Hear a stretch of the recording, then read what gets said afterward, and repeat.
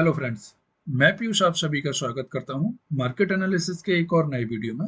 चलिए हम देखते हैं कल मार्केट कैसे मूव कर सकता है और हमारा ट्रेड प्लान क्या रहेगा। सबसे पहले हमेशा की तरह डेली टाइम फ्रेम पर चलते हैं और देखते हैं कि बड़े टाइम फ्रेम पर मार्केट का अभी स्ट्रक्चर क्या बना हुआ है। तो दोस्तों डेली चार्ट पर अगर आप देखें तो जैसा कि मैंने आप लोगों के साथ डिस्कस किया था कि अभी हम लोग एक रेंज में ट्रेड कर रहे हैं और ऊपर की साइड में हमारे पास जो ये रेंज का लेवल है जो कि हमारे लिए रेजिस्टेंस का काम कर रहा है, वह लेवल है हमारे पास 24,600 का।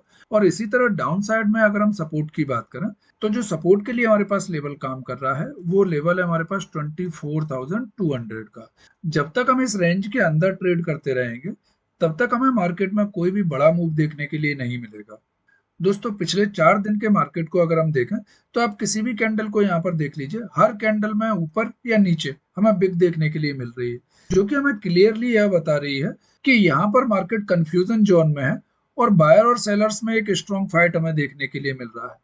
कभी सेलर हावी होते हैं, मार्केट को नीचे ले जाने की कोशिश करते हैं, तो डाउन साइड में बायर्स एक्टिव हो जाते हैं और मार्केट को दोबारा ऊपर ले आते हैं। कभी अगर बायर्स स्ट्रांग होते हैं और मार्केट को नीचे से ऊपर ले जाते हैं तो कहीं ना कहीं टॉप पर सेलर एक्टिव हो जाते हैं और मार्केट को दोबारा से नीचे लेकर आ जाते हैं। तो अभी हमारे पास सबसे अच्छा सिनेरियो बनता है वो तब बनेगा जब हम मार्केट में इस रेंज को ऊपर या नीचे की साइड में ब्रेक कर देते हैं। आज का भी आप कैंडल देखें तो यह कैंडल हमने शूटिंग स्टार टाइप कैंडल बनाया है, लेकिन यह जब तक एक्टिव नहीं होता तब तक इस कैंडल का कोई भी इंपोर्टेंस नहीं है। अगर इस कैंडल के एक्टिव होने की हम बात करें तो यह कैंडल तब एक्टिव होगा जब इस कैंडल के लो को हम ब्रेक कर देंगे और इसके नीचे सस्टेन करने लगेंगे, तभी यह कैंडल जाकर एक्टिव होगा और हमें मार्केट में एक छोटा मोटा मूव देखने के लिए मिल सकता है। बड़े मूव हमें तभी देखने के लिए मिलेंगे जब हम इस रेंज के ऊपर या नीचे किसी भी साइड में ब्रेक कर देंगे। चलिए अब हम 15 मिनट के टाइम फ्रेम पर चलते हैं और देखते हैं कि कल के लिए हमारे इंपोर्टेंट सपोर्ट और रेजिस्टेंस क्या रह सकते हैं और उनके अकॉर्डिंग हम किस तरीके से ट्रेड प्लान कर सकते हैं। दोस्तों 15 मिनट के चार्ट पर कल के एनालिसिस को हम एक बार रिकॉल कर लेते हैं। कल मैंने आपको एनालिसिस करके क्लियर यह बताया था कि जब तक मार्केट इस रेंज को ब्रेक नहीं कर देता, जो कि ऊपर की साइड में हमारे पास रेजिस्टेंस था 24,600 का, और डाउन साइड में हमने जो सपोर्ट डिसाइड किया था वो सपोर्ट डिसाइड किया था 24,200 का। दोस्तों कल के एनालिसिस में हमने यह डिस्कस किया था कि जब तक मार्केट इन दो लेवल्स के बीच में है तब तक मार्केट में अगर आप ट्रेडिंग को अवॉइड करें तो ही ज्यादा अच्छा रहेगा। बिकॉज अगर मार्केट इस रेंज के बीच में कहीं ओपन होता है तो वहां मार्केट में हमारे ट्रैप होने के चांसेस बहुत ज्यादा रहेंगे। और आज का मार्केट अगर आप देखें तो हम इसी रेंज में ओपन हुए, मार्केट ने फर्स्ट मूव दिया, उसके बाद मार्केट सारे दिन एक रेंज में ही ट्रेड करता रहा। आपको अगर कल का एनालिसिस वीडियो याद हो तो मैंने आपको यह भी बोला था कि जब मार्केट रेंज में फंसकर ट्रेड करता है तो आपको स्कैल्पिंग जैसे ट्रेड मिलेंगे जिसमें 5 से 10 पॉइंट के लिए आप ट्रेड कर सकते हैं। दोस्तों कल के लिए अगर हम रेजिस्टेंस को देखते हैं तो सबसे पहला रेजिस्टेंस हमें देखने के लिए मिलेगा हमारा आज का हाई, जो कि है 24,530 का। अगर कल हम फ्लैट या थोड़ा सा गैप अप ओपन होते हैं और गैप अप ओपन होने के बाद यहाँ पर कुछ देर ट्रेड करते हैं और फिर इसको ऊपर की साइड में ब्रेक करते हैं, तो आप देखेंगे कि पहले मूव में हम जो जा सकते हैं वह रेजिस्टेंस हमारे पास रहेगा 24,600 का। पहला रेजिस्टेंस हमें देखने के लिए मिलेगा। सेकंड रेजिस्टेंस हमें देखने के लिए मिलेगा 24,680 और थर्ड मूव में हम जा सकते हैं 24,780 तक। ये 3 पॉसिबल मूव हमें ऊपर की साइड में कल देखने के लिए मिल सकते हैं। दोस्तों इसी तरीके से अगर हम डाउन साइड में निफ्टी में सपोर्ट देखते हैं तो सबसे पहला सपोर्ट हमें देखने के लिए मिलेगा जो कि आज का हमारा हाई और लेवल है हमारे पास 24,400 का। अगर कल हम इसको डाउन साइड में ब्रेक करते हैं तो पहले मूव में हम जाएंगे 24,320 के पास।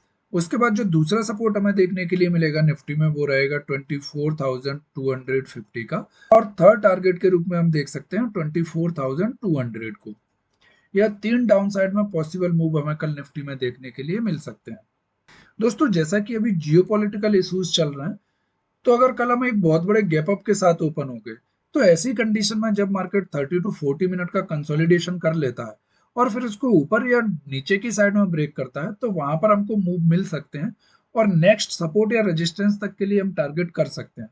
या फिर कल मार्केट में कोई भी ऐसा कंडीशन नहीं बनता है, जनरली मार्केट गैप अप के साथ ओपन हो जाता है और सीधा ओपन होता है आपका 24,600 के आसपास। तो यहां पर मैं वेट करूंगा कि मार्केट में मुझे कोई एक शूटिंग स्टार कैंडल मिल जाए।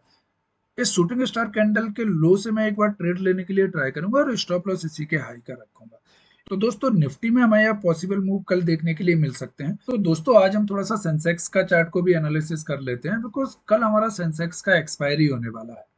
दोस्तों सेंसेक्स को भी अगर हम देखते हैं तो सेंसेक्स में भी हम एक रेंज में फंसे हुए हैं और इसी रेंज के अंदर हम ट्रेड कर रहे हैं।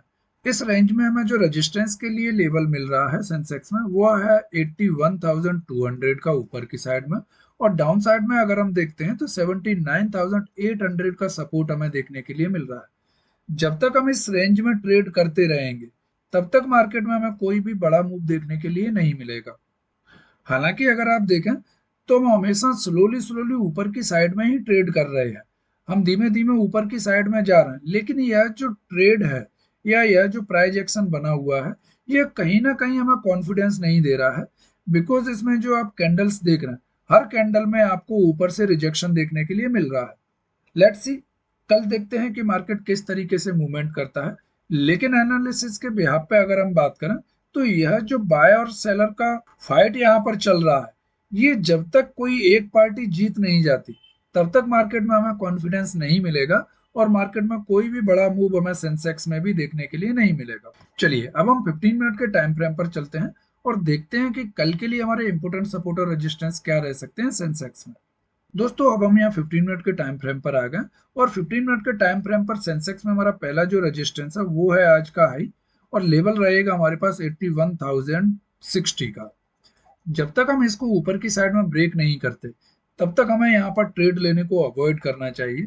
दोस्तों जब इस लेवल को हम ऊपर की साइड में ब्रेक करेंगे तो पहले टारगेट के रूप में हमें देखने के लिए मिल सकता है 81,200। सेकेंड मूव में हम जा सकते हैं 81,500 तक, और थर्ड मूव हमें लेकर जाएगा 81,850 तक। यह तीन पॉसिबल मूव हमें कल सेंसेक्स में देखने के लिए मिल सकते हैं। इसी तरीके से अगर डाउन साइड में हम सपोर्ट के लिए देखते हैं तो सेंसेक्स में पहला सपोर्ट हमें जो देखने के लिए मिलेगा वो रहेगा हमारा आज का लो, जो कि लेवल है हमारे पास 80,640 का। अगर कल हम फ्लैट या थोड़ा सा गैप डाउन ओपन होते हैं और यहाँ पर कुछ देर ट्रेड करने के बाद इसको डाउन साइड में ब्रेक करते हैं तो आप देखेंगे कि सेंसेक्स में पहला टारगेट हमें डाउन साइड में देखने के लिए मिल सकता है 80,350 का। दूसरे मूव में हम जा सकते हैं 80,150 और थर्ड मूव में हम जा सकते हैं 80,000 के आसपास। यह तीन पॉसिबल मूव हमें डाउन साइड में सेंसेक्स में कल देखने के लिए मिल सकते हैं। दोस्तों यहाँ पर मैं फिर से आपको एक बार रिमाइंड करा देता हूँ कि हमेशा यह याद रखिएगा कि जब भी हम कभी पिछले दिन की रेंज में ट्रेड करते हैं तो जब तक हम उस रेंज को ब्रेक नहीं कर देते तो हमें ट्रेड लेने में जल्दबाजी नहीं करनी चाहिए। हमें थोड़ा सा कोशिश करना चाहिए कि हम पिछले दिन के रेजिस्टेंस के पास पहुंचे या पिछले दिन के सपोर्ट के पास पहुंचकर किस तरीके का प्राइस एक्शन बना रहा है यह हमें देखकर ही ट्रेड लेना चाहिए। दोस्तों यह कोई बाय और सेल एडवाइस नहीं है। कोई भी ट्रेड लेने से पहले अपने फाइनेंशियल एडवाइजर को एक बार कंसल्ट जरूर करें। आज का एनालिसिस वीडियो हम यहीं पर एंड करते हैं। यह वीडियो आपको कैसी लगी प्लीज कमेंट बॉक्स में अपना फीडबैक जरूर दें और चैनल को लाइक और सब्सक्राइब करना ना भूलें। चलिए मिलते हैं कल नेक्स्ट वीडियो में। वीडियो को अंत तक देखने के लिए आप सभी का धन्यवाद।